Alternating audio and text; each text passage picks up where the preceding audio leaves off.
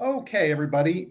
Thanks for joining us live today, or maybe catching us later for another episode of It's the Democracy, Stupid. I'm Edwin Eisendrath. I host this show and a weekly radio show on politics at Heartland Signal. I regularly publish on Substack.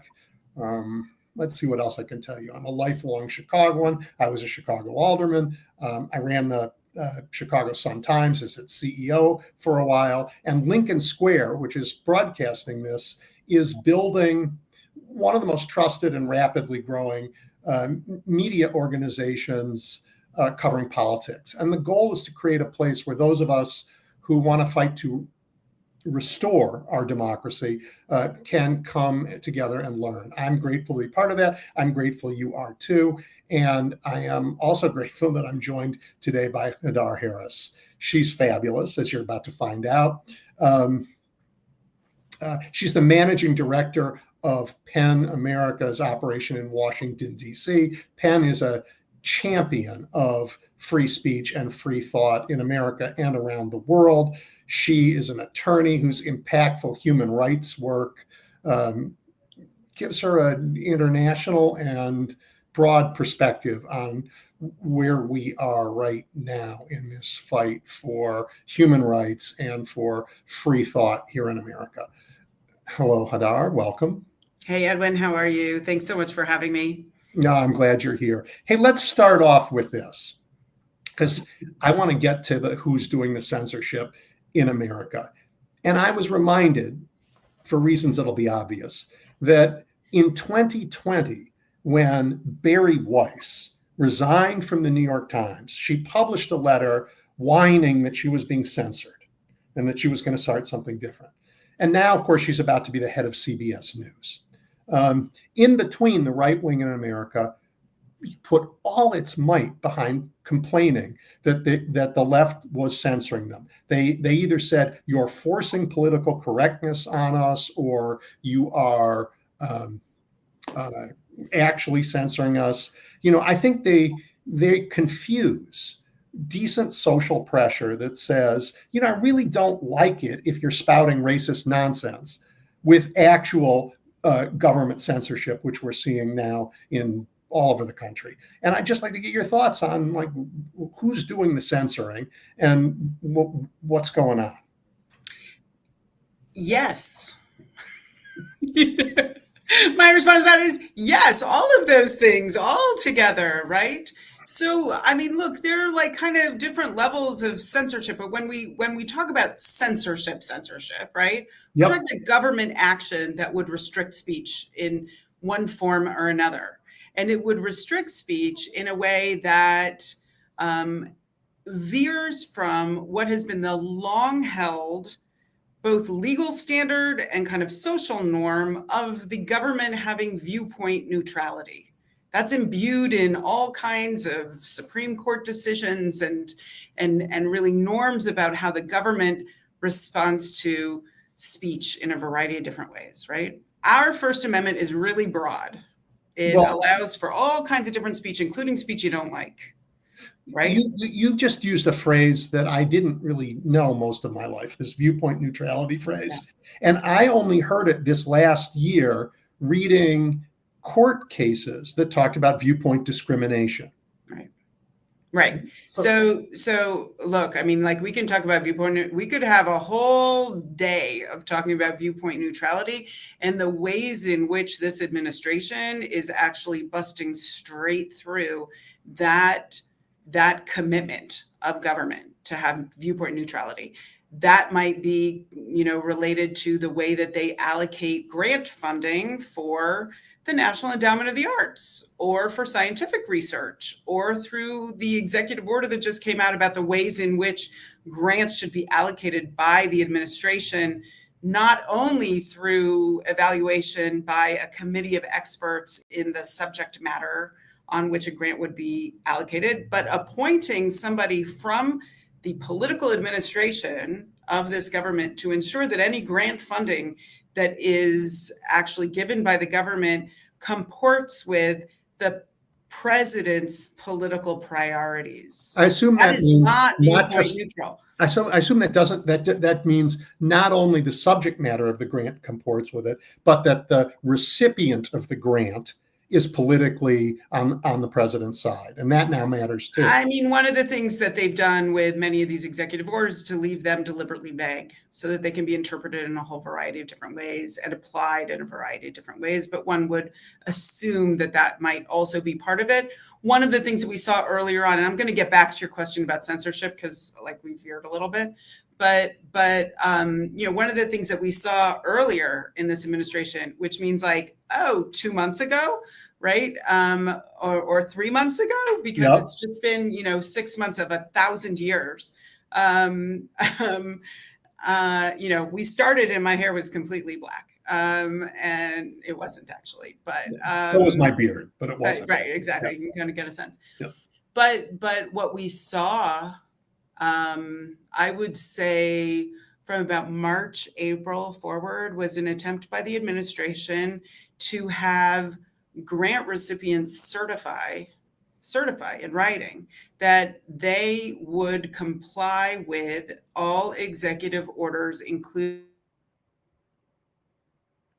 those which talked about diversity, equity, and inclusion, those that talked about gender identity, not only in the project that they were working on, but in all of the work of the organization as a whole.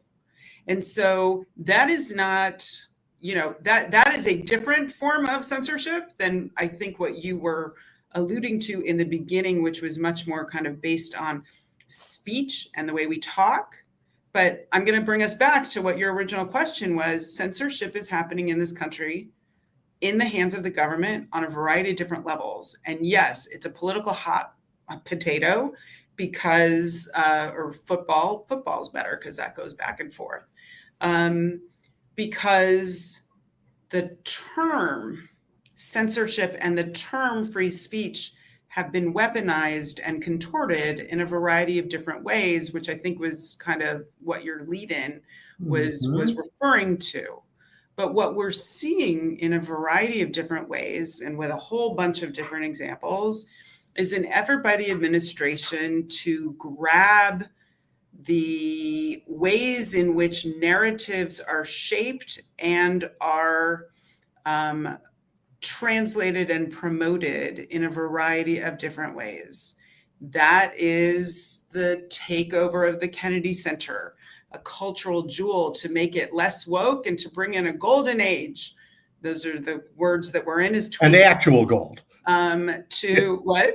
And actual gold. Yeah, I won't weigh in on the actual twin. gold, but there's a whole lot of gold floating around. Yeah. But to not have certain kinds of performances and to preference other kinds. Yep. We see that in this the Smithsonian. Smithsonian for sure. I mean, I've been talking a lot about this review of the Smithsonian that they're trying to do, but not just the Smithsonian, the plaques and the explainers that are in national parks. And the national parks that are in the bookstores, in gift shops of national parks, and the websites of the U.S. military. The websites, not just of the military, but kind of all government, resources, in terms of resources that continue to be available or are no longer available on government websites. So there are a lot of mitigation about this. Isn't there like where are we going to court and winning? Saying you can't censor, you can't engage in this viewpoint discrimination. It's not up to you to tell Americans what to think or even how to teach or anything. Like, what are we winning these cases? I mean, Harvard just had a fabulously big win this week, where the judge said it's hard to believe this is actually about anti-Semitism when the president himself said he was out to get him. Oh, and speaking of which, I'm sorry. Go ahead, keep going. According to the Supreme Court, the executive branch is the president, right? Their view is the president, that's it. All of the executive authorities vested in him. Then they have no defense, do they, Hadar? When an agency says, just because the president says we're out to get somebody personally, doesn't mean that's what we really did. I mean, BS. You know, it's all continuing. Again, it has been just what is it? It's September now, right? So it's been less than 7 months or 7, 8 months, something like that, right? It's a very short period of time, and it's a remarkably short period of time for lawsuits. You know, lawsuits generally in normal, in what used to be, right, take a long time. The sweeping scope and scale of legal challenges that our friends at Democracy Forward and Protect Democracy and the ACLU and so many smaller organizations have brought, and amazing law firms that have now been created to try to protect democracy, because like the name of the show, it's democracy stupid. It's the democracy stupid, right? You know, have been amazing in both the tactics that they've used, the readiness that they've shown, and the ability to respond really quickly when things that we couldn't even have imagined continue to happen. That said, there have been a lot of victories. There have been a lot of preliminary injunctions that have been put out, big injunctions that have been put out, you know, but we have an administration that is not complying with some of those orders. We have a Supreme Court which is taking an unprecedented view of their emergency powers to make decisions without full hearings and briefings and with unsigned orders. You're a lawyer. Outside of the regular scope of things, you know, and so like a lot of this, you know, I think that democracy is winning on some levels right now, but the end game is still very unclear. And it's very unclear where the Supreme Court is really going to come down on a lot of these issues. Well, here's what the Supreme Court is doing. Again, you're a lawyer, I'm not. The Supreme Court is undoing Marbury versus Madison, because pretty soon the country is going to say, you know what, that was wrongly decided. You do not get to decide what the law says. We pass campaign finance reform. You say money counts more than we do. We're going to finally say, forget it. You have your opinions. We don't care. And I don't want to be in the business of nullification. That's not what I'm talking about. But I think their ability, their legitimacy is hanging by a thread in America, by a very, very narrow thread. And that, I expect John Roberts is about to snip that thread. I don't know. I mean, you know, John Roberts has been, and again, I'm a human rights attorney, so I need to give the caveat of that. I'm not a constitutional law, you know, I'm not a constitutional lawyer. Walking into a courtroom really stresses me out, unless I'm there to just listen to the conversation. So full confession there. But what I will say is that historically, John Roberts has been sort of more of an institutionalist, and I'm not sure that he wants all of that to happen on his watch. Is he the one that wants to snip it? I don't know, and I think that we're going to find that out. We're going to find it out. And he's certainly been hostile to voting rights his whole career. He's been hostile to a whole lot of things, right? And some of the areas that he's weighed in on over these last few months have been a little bit surprising, as he's found I hesitate to say a more moderate position, but in the scope of where we are right now, he has. And so, you know, the ways in which this kind of balance back and forth between the justices is going is a little bit unclear. I hope that you're wrong. I fear that you're right, but I hope that you're wrong. I hope I'm wrong too, but I don't think I am. Okay. So you guys at Penn have been fighting the kind of censorship we just talked about, where the government is trying to impose a viewpoint. But you've also been fighting book bans and interference in curricula. And I just think about like Iowa, what's going on in their colleges, and it scares me to death. Talk about that and what you guys are, how you think about that. So I've got the professional part of it in terms of being really worried about academic freedom and about the various attacks that are ongoing against universities. And let me just put this in the frame, right? We talked about the Kennedy Center and the Smithsonian. We haven't talked yet about attacks on press freedom, but that is also part of this Coming, kind I of promise. attack on, I know it's Yep. coming, but that is also part of this attack on narrative truth and the ability to tell a critical story. And universities are also right there in the center of critical thinking, of analysis, of research, and of the ability of folks to actually think broadly about their world. And so it is not surprising that the first layer of attacks also included attacks on universities. We're really worried about, and those attacks on universities are coming in the form of conditioning research funding on a really unclear and highly weaponized fight against anti-Semitism, which doesn't have a definition. There's no way for you to actually succeed in whatever it is that the administration is asking you to do. And I want to be really clear, there are very serious problems with anti-Semitism. Very serious problems in this country. Can I pause you for 1 second? There are very serious problems with anti-Semitism. There are very serious problems with racism. There are very serious problems with Islamophobia. This administration has picked one seemingly randomly, but not, to cause other kinds of problems. Well, because it's a wedge issue, right? It creates all kinds of, it's complicated. It's related to all the other isms. It's one of the longest standing isms in world history. You're absolutely right. In light of October 7th and all of the events since then, it's a really handy wedge issue to lean into in a variety of different, very vocal ways. Yeah, well, I think they're falling into it now. They've leaned, now they're falling. I think it's going to bite them. We'll see. We'll see. I think it's all very complicated, but so research funding and making these kind of weird conditional linkages to anti-Semitism, but like in Iowa, barring of international students. Barring international students, terrible. But the states are also going after their schools.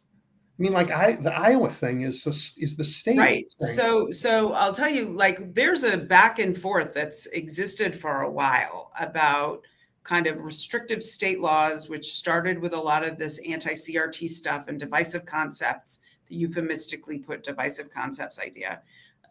Where we've seen really horrible state legislation in Missouri and Ohio, in Florida and Texas, but in a lot of other states, Tennessee, other states, which try to limit the teaching of certain kinds of concepts, most of which are not taught in K through 12 schools anyway, and trying to restrict them at the higher education level actually is problematic because, like, you're teaching adults in universities, right?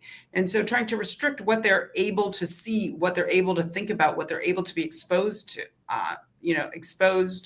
to, is a highly restrictive form of government censorship and very concerning. But we also see, this now coming from the executive order side, from the federal government, and there's like a real back and forth legislatively and in terms of executive orders and things like that are going back and forth. So when we think about these restrictions on the ability to teach and learn, the restrictions on academic freedom, the contingent support based on this idea of anti-Semitism for research funding, when we look at the restrictions on international students and the reviews that this administration wants to make of social media accounts before they give anybody a visa to come to this country, right? Which is a very specific form of political censorship. We're only going to let in people whose ideas we agree with, right? Contrary, 1,000% to what this country has historically known as its support of freedom of speech. All of these things taken together in the university setting really create significant impediments and real challenges to universities. I look at it from a professional point of view because we at PEN America are really concerned about academic freedom and this attack on universities. Mm-hmm. I also look at it as the parent of a senior in high school who right now is, both before this show started and after, is texting my son to say, "Did you finish the essay?"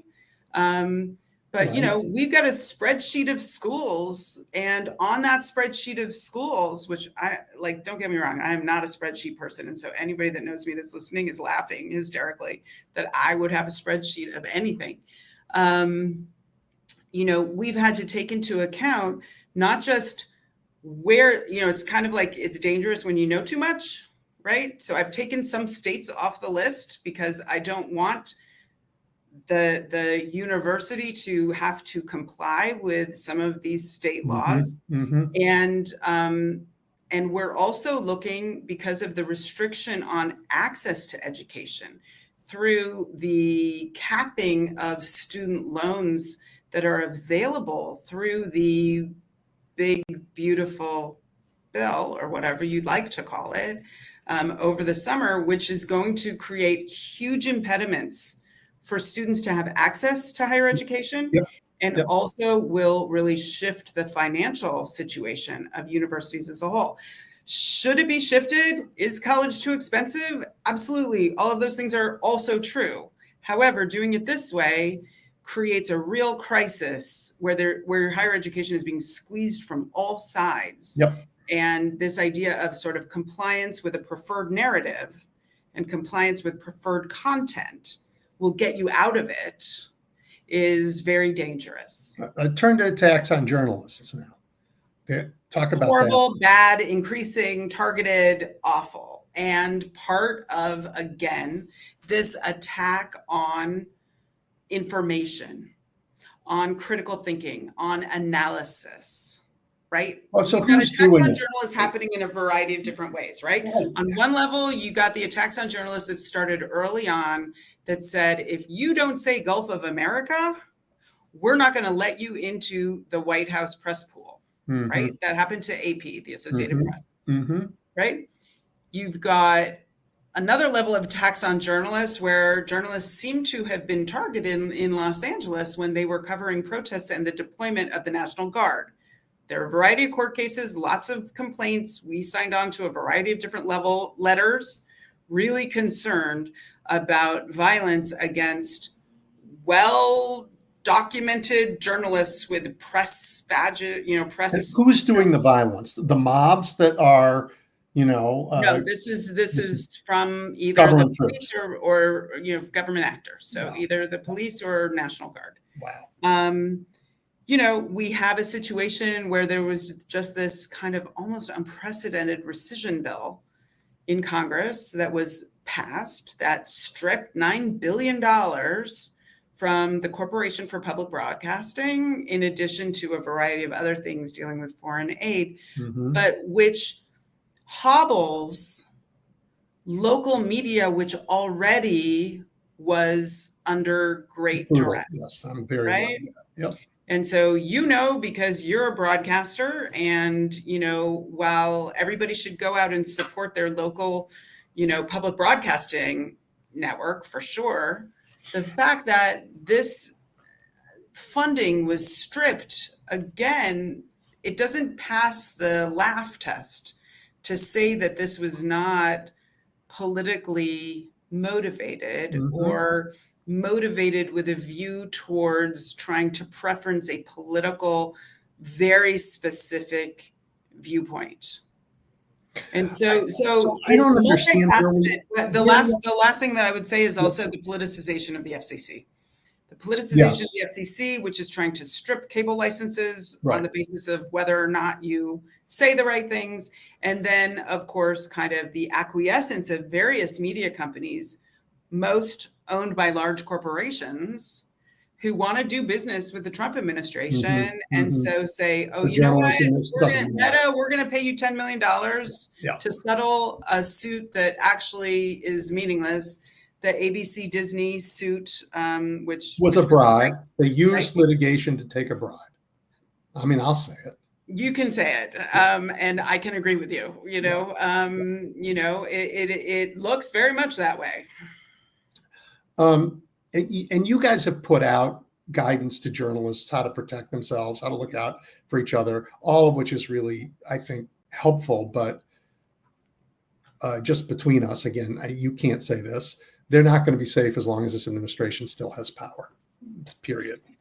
So PEN America has had an overwhelming increase in requests for the workshops and resources that we provide on journalist safety. Yep. And it's growing, and it's really, we work in coalition with a variety of other partners to provide that kind of training and support. We're very concerned about it. It's all going to get tested in Chicago in the coming weeks. So I'm very Baltimore, Chicago, the roadmap is there. One of the things that this administration does is to tell you what they're going to do. And they've told us what they're going to do. Well, sort of. They've told us where they're going to do it. That's true. They haven't told us that they're going to be taking children, and putting them on planes in the middle of the night. Right? They haven't told us that they're going to use those troops to surround polling places and claim that illegals are voting. Not, all lies. I'm worried about how the truth survives this. And as you and I are speaking, Bobby Kennedy is in Congress lying to the United States Senate and making up research that doesn't exist and putting it into the record of the United States Senate. And when we tell him he's lying, the right wing says, you're censoring me. Right. But, there are certain facts that exist in the world. I am sitting in a room with my computer on a table, right? The sky is bluish outside, right? There are certain things that we hold on to. And this attempt to kind of destabilize facts and destabilize any idea of truth is part of the authoritarian playbook to demand that people, look, they're doing away with critical thinking, right? Through the educational restrictions. They're mandating what gets broadcast on the news or, the kinds of cultural events that we see or go to, which often give us another window into the world. They're restricting the books that kids read. And in the case of the military academies, they tried to restrict the books that military cadets were reading, adults who are serving this country. Yeah. And they only wanted them to see certain kinds of books and not the others. biography of Jackie Robinson, too dangerous. Right. Too dangerous. Yeah. And so,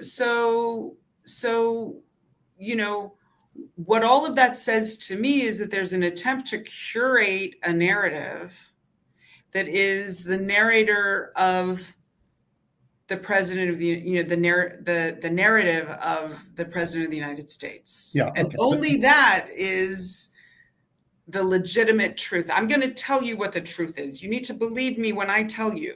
Right. Okay. And that's incredibly dangerous, but that is also a classic part of the authoritarian playbook. Yes. The idea that the leader is the owner of all truth is the core of a fascist idea, which brings me to, it's not just in the United States, but we are now partners with these fascists everywhere. And I want to ask you to explain to everybody what the UN Periodic Review is and what we just did. Yeah. So look, in 2006, there was like this big revision of the UN Human Rights Council, which was one of the core bodies at the United Nations that deals with human rights issues. There are kind of two prongs. Like, I don't know how deep you want me to go. I could go on this for all day. But, states that are members of the United Nations often ratify certain treaties that obligate them to comport with particular human rights norms.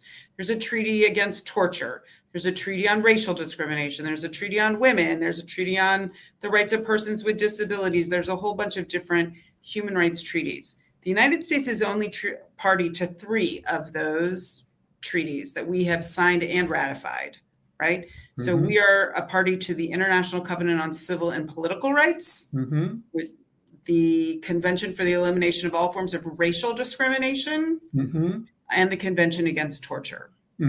All of that is interesting when you think about what's going on in this country today in terms of how we are both obligated on a wide variety of civil and political rights to eliminate racial discrimination and to end torture and by our own laws and by our treaties. Yep. That is what is supposed to happen. Mm-hmm.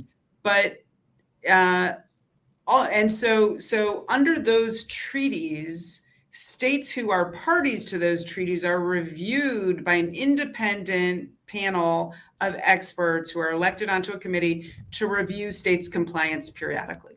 Mm-hmm. In 2006, though, a new mechanism was put forward where all states who are members of the United Nations, whether or not they have ratified any of these treaties, would be assessed by all the other states on their compliance with basic core human rights norms. Mm-hmm. The US has been a great supporter of that process and actually has led the way to establish mechanisms and to create supports and involvement by civil society in that process. The US has been reviewed 3 times in that process. Mm-hmm.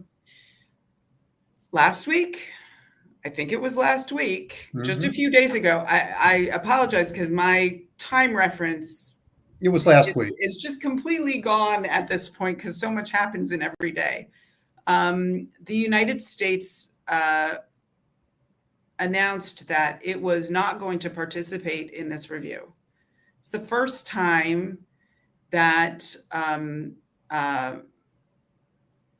in fact, they did this while there was a pre-session meeting in Geneva with a whole bunch of NGOs and people from civil society who were getting ready for this review and working with the UN to talk about issues that should be brought up in this review.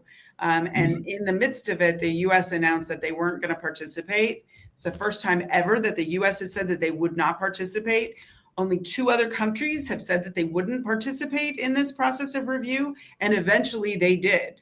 We're hoping that the US will eventually do it, because when the US pulls out and says, you know what, UN, you don't have the right to look at how we are treating people within our borders. You don't have the right to assess us on the basis of our human rights compliance.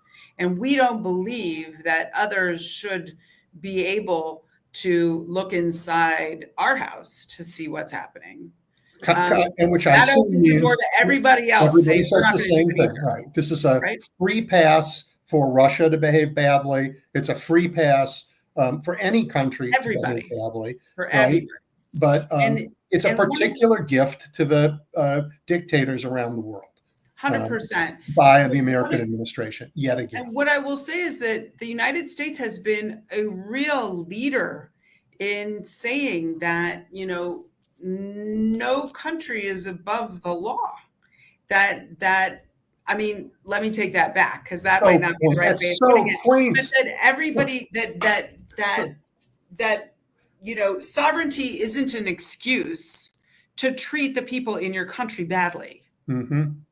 Mm-hmm. And the US has really, you know, pounded that as a core principle in terms of why human rights was important and why human rights was actually an issue that most US administrations before this one have actually promoted in one way or another. Yeah. It's very troubling that the US human rights, no one is perfect. We've never been perfect. But the fight for human rights post World War II was one of the great American legacies and gifts to the world, one that this administration has abandoned, and not abandoned, you know, reluctantly, but willfully and aggressively abandoned. Yep. Let's also say, you know, let's note that the US has never been perfect on this and never been consistent. Never been consistent also in its promotion of human rights in some countries in one way and other countries in another way, right? It's all like there is a political critique, and there is a political critique of the UPR process as well. I accept that, and I think that that's true, but this fundamental withdrawal and kind of justification to say, like, you know, we don't need to participate in this. Opens the door to a lot of bad behavior by others. But we got to go. And before I go, I got to ask you this. with your perspective largely being about human rights and free expression, Yeah. on a scale of 0 to fascist, and let's say that scale is 10 points, where are we? Oh man, don't make me do that. Where are we right now? I think that we are close to about 7.5. I'm going to say that because I want to give us a little bit of space. Were you wanting me to say 10? No, I mean, my belief is that we are not a full democracy anymore, that we are we have an autocratic federal government, and that the fight is to win it back. But we still have the ability to win it back. And let me say, this is a thing that I talk about a lot and think about a lot, right? The fight is not a fight solely here in Washington, D.C. It can't be. It's out here. Right? It's in Ohio. It's in North Carolina. It is on the ground in local communities where every single person has a role to play. And each one of us is a multiplier in terms of watching, understanding, really exploring and thinking critically, right, about what is happening as we see it, manifesting in so many different ways. I'm sitting here in Washington, D.C., and the National Guard is deployed right outside the window, right? There are people who are literally being taken out of their cars, kidnapped by people who purport to be ICE officers, but we don't know if they really are or not because they mask their faces and they don't show any identification, and taken to be deported, right? There's no probable cause, there's no warrant, there's no nothing. It's just that they couldn't show proof of their legal status in the United States at that moment, and so they are whisked off the street.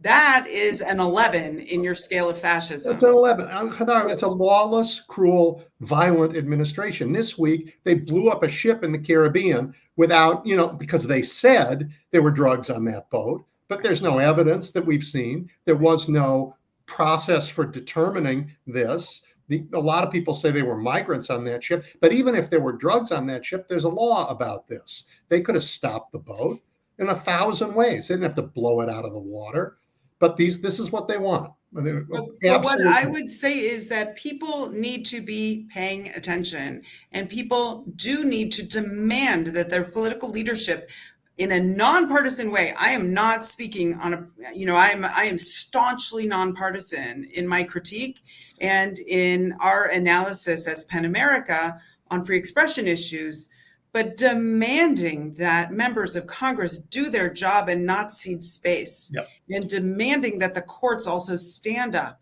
for democracy and actually use the Constitution in a way that comports with democratic values and norms. And it really is up to us to reclaim those core values and to reinvent what democracy truly is going to look like as we come through this phase. Yeah. Well, I respect your nonpartisanship in this. And it's very hard to do because we live in a time when one party is fully into weaponizing the government and eliminating those protections that we care about, and the other one is trying to fight to save it. But we need an answer that isn't just about partisan politics. We need to build that structure in our civil society, and that's where your leadership is so important. Thank you so much for your time. Thank you so much for having me. And we'll do it again. Because I look forward to a lot more to talk about. We have so much more to talk about. Thanks, Edwin. All right. Thank you. Bye. Bye-bye.